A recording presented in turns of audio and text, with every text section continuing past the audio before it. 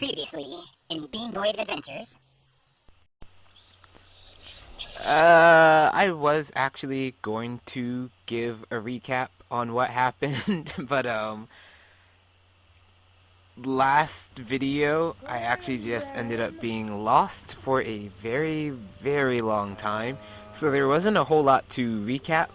Actually at the end of that video, of the last video, I found out where I was supposed to go, Oh, which is where we're starting poor grandma. obviously today. And She fell into a stupor. no, it was just rough. What it's called. But with this video, we're gonna be sailing pretty smooth. So once I found out I needed to use the tornado teleportation to get to a particular spot, there was a ferry there that gave me a fire and ice bow. So I guess this is kind of like a recap, but with that bow, it kind of allowed me to get in onto this island of ice.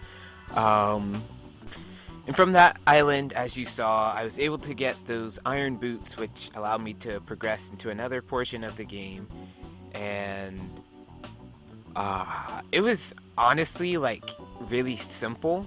And I feel like I would have found it a whole lot sooner had I actually been paying attention to where I was using the tornado teleportation. Also, what the frogs, the frogs, what they were saying when they gave me that ability. But yeah, at this point, um, there is definitely like a lot more story that is happening, and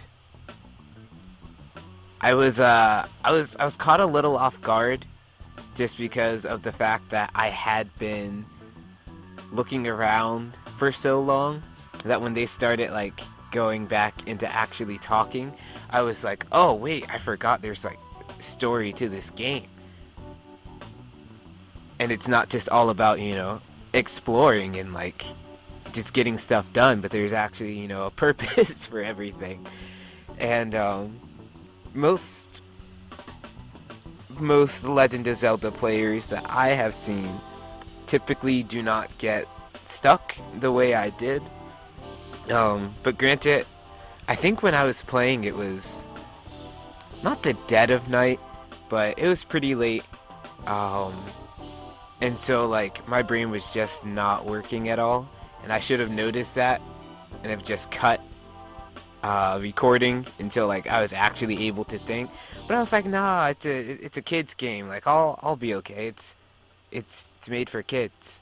But with that, I also did the same thing with another temple for the ghost that plays the harp, which connects with Medley, and so I was like, okay, yeah, like the story it's continuing to progress again, and like we both played like the special song, and I was like, okay, yeah, like things are going pretty well. Like I'm not getting stuck anymore. I'm gonna do Medley's thing, and then I'll just go and find like the other person who's supposed to like take that the fiddler's place. And I was like, yeah, everything will be okay. I'm making good progress. Everything is fine. So then Medley and the ghost kind of, play their song, and I'm like, okay, uh, I think I'm at a good spot to, uh, possibly even finish the game today. And before I forget, like, while this cutscene is kind of happening and going on, um, typically this has live commentary, and then the post commentary is kind of like added in here and there, but it's not like the main thing. The main My main description. I don't even know how to phrase that. Typically, I'm not doing post commentary um, for my playthrough videos.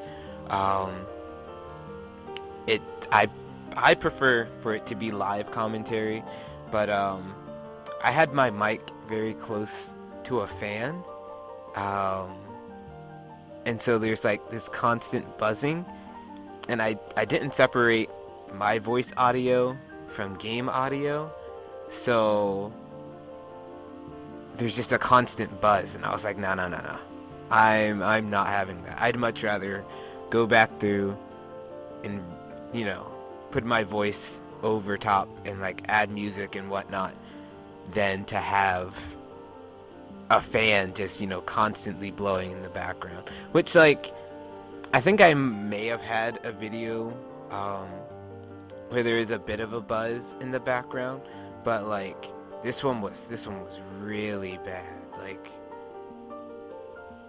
and I hadn't checked the footage until after, like, I'd finished recording and I had been done with it for, I think I finished this a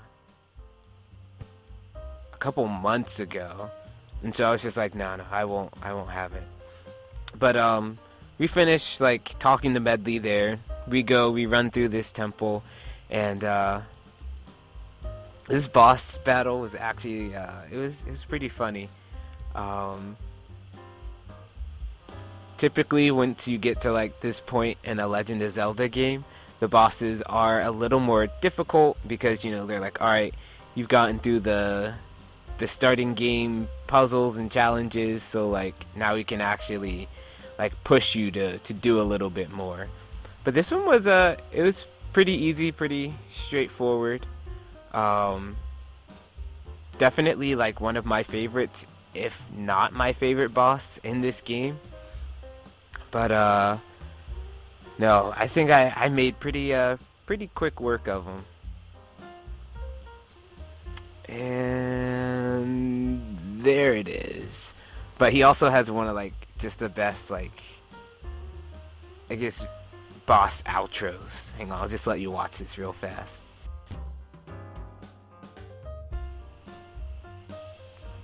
And with that, the boss was defeated.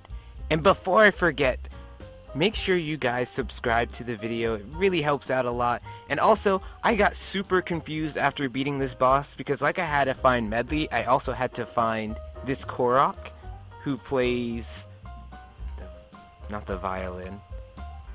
Cello? No, maybe it was a violin. No. I'm gonna get myself into so much trouble because I have no clue what it's called, and I should know this. Anyway, I looked for this dude at least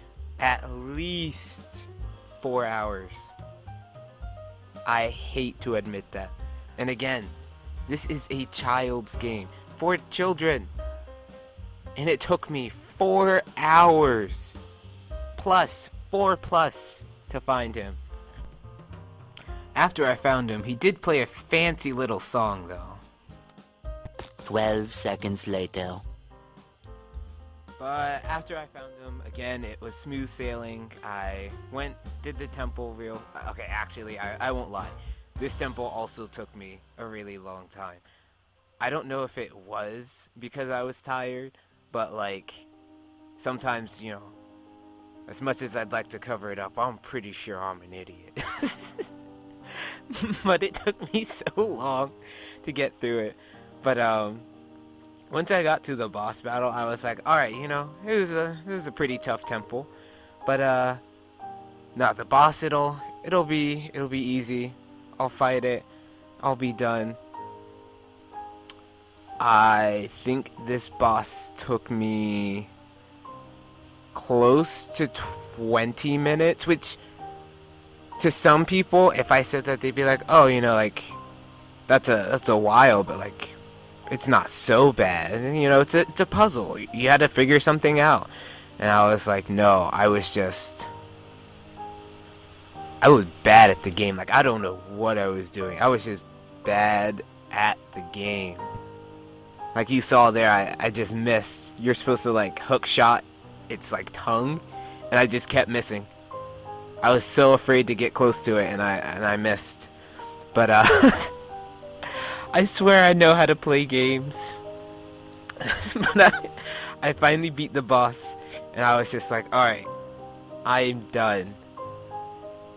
I could probably keep going and like do more in the game, but like after being stuck for a while. I was just like, I can't, I'm finished. I got so much done, but like, I can't do this anymore. I need a break. And with that, I beat the boss, and not to like kind of spoil the video, but I mean, you can already see the little bar at the bottom of the screen. The video is almost over. But I just wanted to use kind of this moment to mention the fact that there is only one more video left of the Wind Waker playthrough, and yeah, it's kind of crazy, like the adventure from the start till now. Like, there have been so many ups and downs, like in the game and with the actual like video editing and the video recording as well. I think that was what, day 3 or 4, where there were like major issues and I like lost the entire video. And so like stuff like that, it was, you know, there was always something happening almost in like every video where I had to like go and work and like change stuff up and fix things and just try to get it as close to presentable as I could.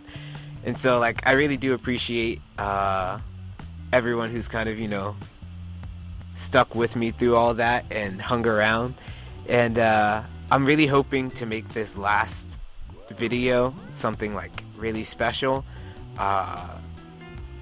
So I appreciate the wait on these videos, and yeah, just I thank you to you guys for sticking it out with me.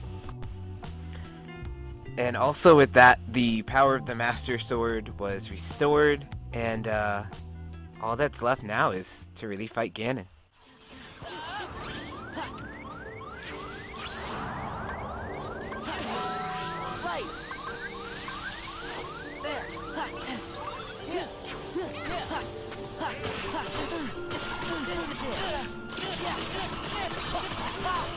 Let's go!